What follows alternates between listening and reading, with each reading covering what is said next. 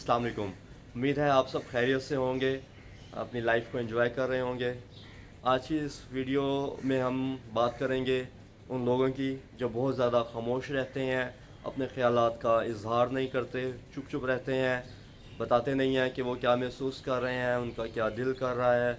और मुआशरे में मजाक के तौर पर उनको तरह तरह के नामों से बुलाया जाता है, लेकिन साइकोलॉजी में हम उनको कहते हैं साइलेंट हस्बैंड, खामोश शोहर। उनको मज़लूम शोहर कह सकते हैं।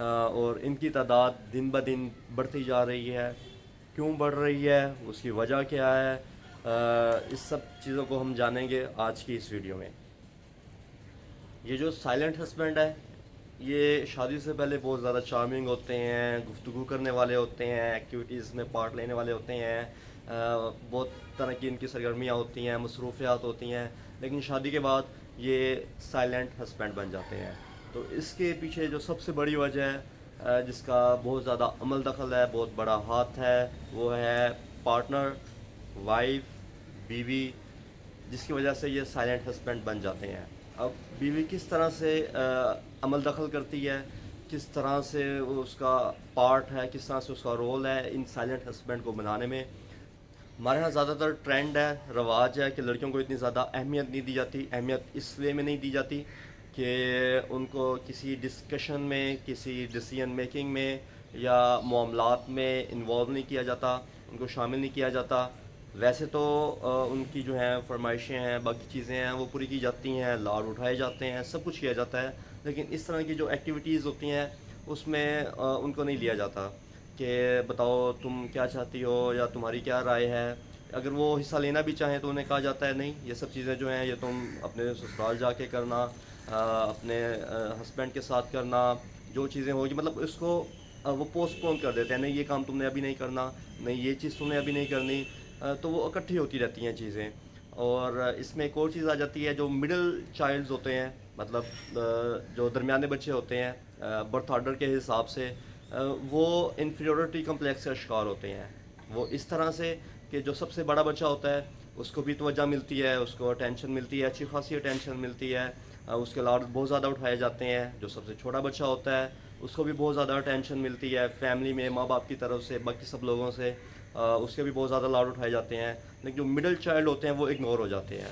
वो देखते हैं कि बड़े को भी तवज्जो मिल रही है या मिली है, छोटे को भी तवज्जो मिल रही है, लेकिन वो चीज़ उनके लिए मिसिंग होती है। तो वो इन्फीरियरिटी कम्प्लेक्स का शिकार हो जाते हैं। उनको लगता है कि उनको वो अटेंशन नहीं मिल रही, वो ना चाहते हुए भी अटेंशन सीकर बन जाते हैं। उनको ये ख्वाहिश होती है कि नहीं, कोई जो है वो मुझे तवज्जो दे, मुझे कोई अहमियत दे।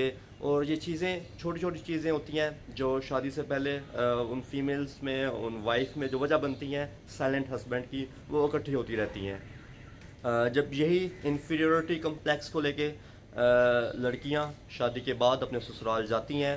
और इसके साथ ही हमारे यहाँ पे इस चीज़ का भी रवाज नहीं है कि रिलेशनशिप कोचिंग की जाए, शादी के बाद ज़िंदगी कैसे गुजारनी है, कैसे हस्बैंड के साथ रहना है, कैसे मामलात को देखना है, ये नहीं सिखाया जाता।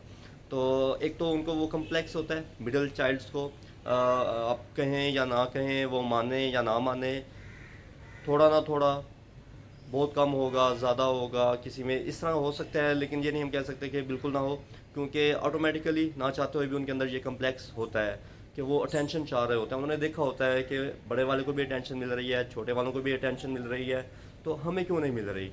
तो एक तो ये इन्फीरियरिटी कम्प्लेक्स, और दूसरी मज़ीद छोटी छोटी चीज़ें ये इकट्ठी होती रहती हैं। अगर शादी के बाद हस्बैंड भी वैसा मिल जाए, शोहर भी वैसा मिल जाए, तो उनको इतना कोई ख़ास फ़र्क नहीं पड़ता, उनको महसूस नहीं होता, उनको कोई वो असरअंदाज उनकी ज़िंदगी पर नहीं होता, क्योंकि शादी से पहले भी ये सब कुछ चल रहा होता है। 20 25 30 साल उन्होंने ऐसी ही लाइफ गुजारी होती है। तो शादी के बाद सिर्फ एक चेहरा बदलता है, रूटीन वो रहती है, तो कुछ ख़ास फ़र्क नहीं पड़ता।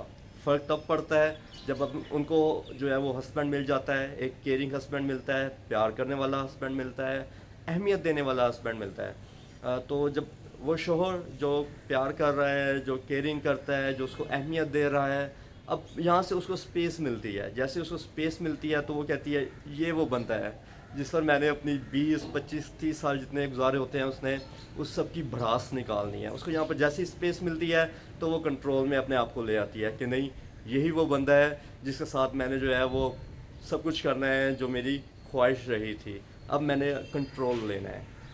جیسے ہی وائف کی کنٹرولنگ نیچر اس کے اندر آتی ہے تو پھر وہ نہیں دیکھتی کہ وہ جو کر رہی ہے وہ صحیح ہے یا غلط ہے. اسے صرف یہ ہوتا ہے کہ بس میں ایسی ہوں, مجھے ایسے ہی کرنا ہے, اور آپ نے مجھے ایسے ہی پسند کیا تھا یا جو بھی تھا, میں ایسی ہی ہوں, شروع سے ایسی ہوں, تو میں نہیں چینج ہوں گی, میں تو ایسے ہی کروں گی, چیزیں صحیح ہیں غلط ہیں جو بھی ہے. اس نے صرف اپنے آپ کو یہ کرنا ہے کہ بس سب کچھ میرے کنٹرول میں ہے, جو ہے وہ میں کر رہی ہوں, اور چیز میرے کنٹرول میں ہے وہ اس کو انجوائے کر رہی ہوتی ہے. صحیح ہے غلط ہے اس کو اس سے پرواہ نہیں ہوتی. ہسبینڈ اگر انٹرفیئر کی کوشش کرتا ہے تو کنفلکٹس ہوتے ہیں, لڑائیاں ہوتی ہیں, جھگڑے ہوتے ہیں. جب یہ لڑائیاں جھگڑے بڑھتے ہیں تو ہسبینڈ جو ایک کیئرنگ شور ہوتا ہے وہ چپ کر جاتا ہے کہ جھگڑے نہ ہوں, گھر میں امن و امان رہے. وہ اپنے آپ کو چپ کر ایک طرح کی خاموشی اختیار کر لیتا ہے. جب خاموشی اختیار کرتا ہے وہ اظہار بند کر دیتا ہے, شیئرنگ بند کر دیتا ہے, کچھ نہیں کہتا, بس ٹھیک ہے جیسے تم نے کرنا ہے کرو. اسٹارٹ میں تو یہ سب چیزیں چل رہی ہوتی ہیں, لیکن اس کا جو الٹیمیٹ افیکٹ ہوتا ہے وہ بیوی کو برداشت کرنا پڑتا ہے. اکثر کاؤنسلنگ کے لیے کیسز آتے ہیں کہ جی میرا ہسبینڈ جو ہے وہ بہت خاموش ہے, شیئرنگ نہیں کرتا, میری بات نہیں سنتا یا وہ اپنی بات نہیں سناتا, اس طرح سے وہ ایموشنل کنیکشن نہیں ہے. اور اس ایموشنل کنیکشن نہ ہونے کی اکثر وجہ, بہت زیادہ وجہ وہ خود ہوتی ہیں, جو سٹارٹ میں بالکل شادی کے سٹارٹ میں انہوں نے جو حرکات کی ہوتی ہیں, جو کنٹرولنگ نیچر کو وہ لے کے آتی ہیں, تو اس چیز کی وجہ سے اس کا جو اثر ہو رہا ہوتا ہے وہ بہت دیر بعد اسی کانسیکوینسز, اس کے جو اثرات ہیں وہ نظر آنا شروع ہوتے ہیں. اور وہ پھر نہ ہسبینڈ کے لیے ٹھیک ہوتے ہیں, نہ وائف کے لیے ٹھیک ہوتے ہیں, نہ ان کے بچوں کے لیے ٹھیک ہوتے ہیں, کیونکہ ہسبینڈ نے, شوہر نے بہت سی چیزوں میں ڈیسیژن لینا ہوتا ہے, بچوں کے حوالے سے بہت سے ڈیسیژن لینے ہوتے ہیں, اور بہت سے معاملات ہوتے ہیں جہاں پر فیصلہ سازی بہت اہم ہوتی ہے. لیکن وہ چپ رہا ہوتا ہے. وہ ہر چیز میں جب وائف کنٹرولنگ نیچر میں آئے گی تو وہ اپنے آپ کو ایک سائڈ پہ کر لیتا ہے, وہ اپنے آپ کو دباتا ہے. جب یہ سب چیزیں ہو جاتی ہیں, 3 زندگیاں متاثر ہو رہی ہیں, وائف کی, ہسبینڈ کی, بچوں کی. 3 زندگیاں یہ متاثر ہو رہی ہیں. اس کے علاوہ اور فیکٹس جو آ رہے ہوتے ہیں اس میں یہ کہ شوہر کی ذہنی صحت وہ بہت حد تک متاثر ہو جاتی ہے. وہ اس طرح سے رہتا ہی نہیں ہے, وہ ڈپریسنگ ہے, وہ سٹریس لے رہا ہے, وہ اپنی شیئرنگ کر ہی نہیں رہا ہوتا. جو پارٹنرز میں ہوتا ہے ایک دوسرے کا ساتھ نبھانا, اس میں ایک اور چیز جو ہے وہ بڑی عمل دخل کر رہی ہوتی ہے, وہ ہوتا ہے آئس کوئن سنڈروم, جو اکثر بیویوں میں پایا جاتا ہے. یہ ڈسکرپٹیو ٹرم ہے, پراپر سنڈروم نہیں ہے, ڈسکرپٹیو ٹرم ہے کہ جی آئس کوئن سنڈروم, کہ خواتین کو ہوتا ہے کہ وہ پرفیکشن چاہتی ہیں, وہ کنٹرولنگ نیچر کو اس حد تک حاوی کر لیتی ہیں کہ اپنی ایموشنل سائڈ کو دبا لیتی ہیں. تو وہ جو ایموشنل کنیکشن ہونا ہوتا ہے وہ کہیں گم ہو گیا ہوتا ہے, جو شادی شدہ زندگی کا ایک خاصہ ہوتا ہے کہ ایک ایموشنل کنیکشن ہوتا ہے میاں بیوی کے درمیان, وہ آئس کوئن سنڈروم اس کی اس نیچر کی وجہ سے کہیں کھو جاتا ہے. اور پھر شادی شدہ زندگی میں بہت سے جو ہیں وہ آنے لگ جاتے ہیں, دوریاں آنے لگ جاتی ہیں, مسائل آنے لگ جاتے ہیں, ایک دوسرے پر چیخنا, دھاڑنا, لڑائی, اور اس طرح کی بہت سی چیزیں بہت متاثر ہوتی ہے شادی شدہ زندگی. یہ تو جو وہ فیکٹر تھا جو بہت بڑا تھا, سب سے بڑا فیکٹر ہم کہہ سکتے ہیں سائلنٹ ہسبینڈ بنانے میں, جو کہ ایک اچھے خاصے ہنستے کھلتے انسان کو 1 سال کے اندر اندر پکا کے سائلنٹ ہسبینڈ بنا دیتا ہے.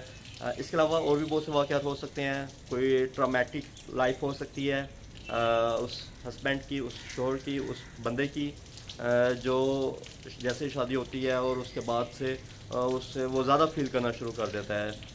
اور اس کی یہ وجہ ہو سکتی ہے کہ حالات بہت زیادہ نازک چل رہے ہیں, فائنینشلی اسٹیبلٹی نہیں ہے, یا وہ اسے اپنا کہیں پہ کریئر پاتھ نہیں دکھائی دے رہا کہ وہ اس نے کس طرف جانا ہے, کس طرح سے اپنی لائف کو لے کر چلنا ہے. بہت سی چیزیں ہوتی ہیں, یہ چیزیں بھی اثر انداز ہو رہی ہوتی ہیں. لیکن اگر کیئرنگ لائف پارٹنر ہے, ساتھ دینے والا, جس نے ایموشنل کنیکشن بنایا ہوا ہے, تو یہ چیزیں اتنی میٹر نہیں کرتی. تو اس لیے زندگی کے جتنے بھی مسائل ہوتے ہیں وہ پارٹ آف لائف ہیں, آتے ہیں چلے جاتے ہیں. جو اہمیت ہوتی ہے جس چیز کی وہ یہ ہوتی ہے کہ ہمارا ہم سفر کیسا ہے. اگر ہم سفر ٹھیک ہے, وہ آپ کو سپورٹ کر رہا ہے, چاہے وہ ہسبینڈ ہے چاہے وائف ہے, تو زندگی اتنی مشکل نہیں ہوتی, زندگی آسان ہو جاتی ہے. اور اس طرح ہی خیال کریں, کوشش کریں کہ اچھے لائف پارٹنر کا انتخاب کریں. اچھا تو ہوتا ہی ہے, آپ دیکھیں کہ آپ کے لیے کیا ٹھیک ہے. اگر جو آپ کے لیے ٹھیک ہے لائف پارٹنر, اس کا انتخاب کریں اور ایک اچھی صحت مندانہ زندگی گزاریں اور دوسروں کے لیے بھی بنائیں. بہت شکریہ.